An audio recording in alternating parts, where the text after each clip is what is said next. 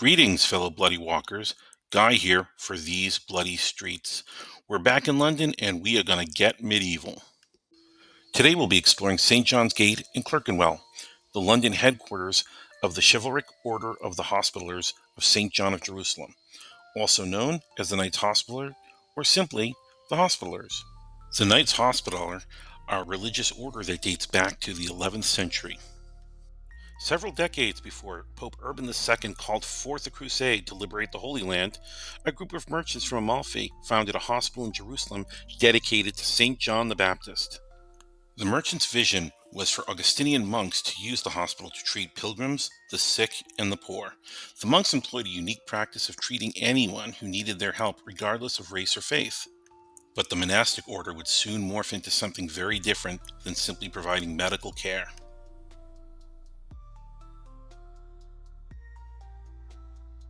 So, who was John the Baptist, whom the hospital was dedicated to? He was a rabbi and preacher who was so well renowned he actually baptized Jesus.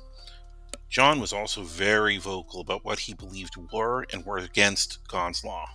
John's vocal criticism of King Herod's marriage caused the king to, well, behead John, of course, at the insistence of his wife.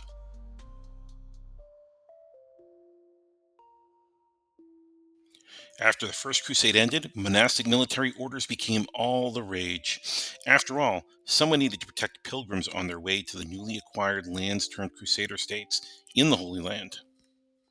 The Crusader states needed protection, maybe not by the heroes they deserved, but by the heroes that they needed.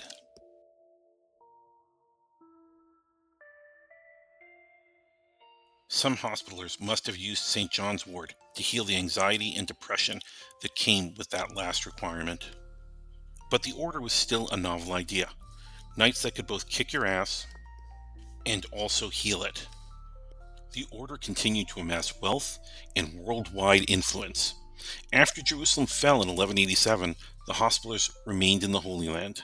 However, once the final Crusader state was overtaken in 1291, the order hit the road. Over the next few centuries, they continued to establish themselves internationally. In 1309, they used Cyprus as a base of operations to conquer Rhodes, which they then used as a base of operations to capture or otherwise harass Muslim shipping.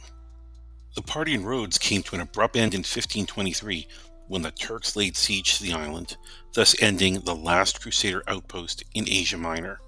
This part of history really should be known as Night Flight. Hearing about the loss of Rhodes, Holy Roman Emperor Charles V decided to grant the order Malta. In 1565, the knights succeeded in defending against an enormous army and armada of Turks. The battle was brutal and bloody. Nearly 90% of the Hospitallers died in the fighting, and the Turks limped away with just a shell of their invading force. The French Revolution and rise of Napoleon brought hard times upon the order. Their funding had dried up. However, they soon found a new benefactor, Paul I, Emperor of the Russians. Since then, the order has gained recognition as a powerful force for good. It has chapters worldwide and continues to maintain a significant presence on Malta, where the order is known as the Knights of Malta. The order continues to maintain the promises made in its sacred oath for faith, for service to humanity.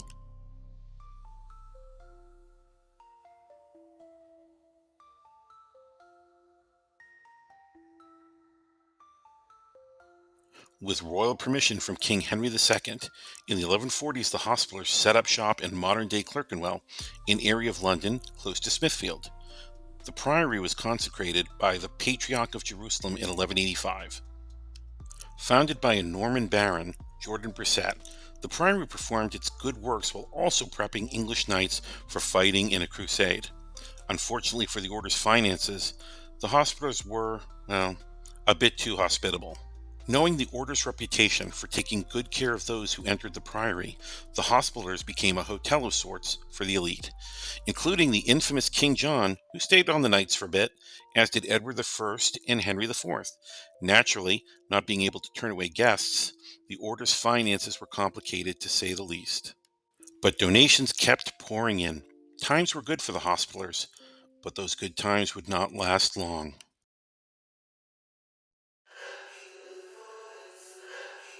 Things turned very ugly during the summer of 1381. An uprising of serfs started to take over England. The peasants had many beefs, but their main complaint was the newly instituted and crushing poll taxes levied on small towns and individuals. The vicious way in which servants of the crown went about collecting those taxes caused anger to boil over. People from small towns band together with the goal of overturning the social order by any means possible. Like an unstoppable juggernaut, the peasant horde eventually made its way to London. Anger at the Hospitallers was understandable. Through donations, the order held substantial lands throughout the realm, and they proved poor landlords to their serf tenants. More infuriating to the peasants, Robert Hales, Grand Prior of the Knights Hospitaller, had become the Royal Lord High Treasurer. The peasants believed Hales was part of the cabal that levied the hated poll tax. On the night of Thursday, June 13th, enraged peasants ransacked the tower, stealing everything that they could find. The mob then beheaded multiple members of the order and set fire to the priory. History doesn't record how many hospitallers were slaughtered on that horrid night. Led by a man called John Farrington, the murderers spent the night drawing up a blacklist, a list of government officials whom they planned on murdering. The next day, Friday, June 14th, saw even more bloodshed. Led by a man called Jack Straw, the rebels, some of whom had attacked the priory the night before, looted and burned down Highbury Manor, the property of the prior of the hospital. The mob then turned their sights to the Tower of London. The peasants accomplished what no foreign power could do. They took the Tower of London. They found Hales and two other men on the blacklist, dragged them to Tower Hill, and beheaded them. It's written that the priory burned for 3 days. It took until 1504 before the priory itself could be restored. The structure exists today and is known as St. John's Gate. The streets that Will tore were drenched in blood during the 2 days the murderous uprising turned its sights on the Hospitallers.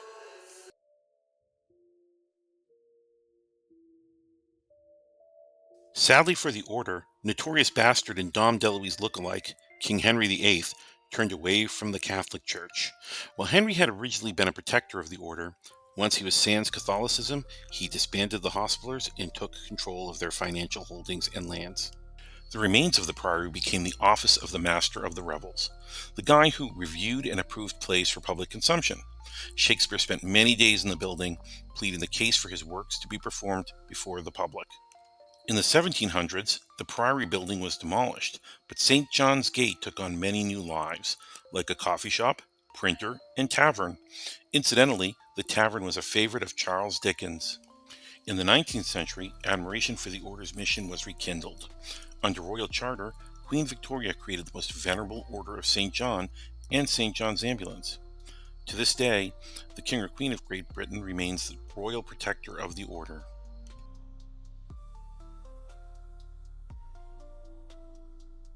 St. John's Gate now serves as the excellent Museum of the Order of St. John, which exhibits artifacts from the Hospitallers' storied history. Visitors can admire Crusader armor, as well as Saracen armor. We'll begin our walk at St. John's Garden, work our way to St. John's Gate, and then we'll explore the museum.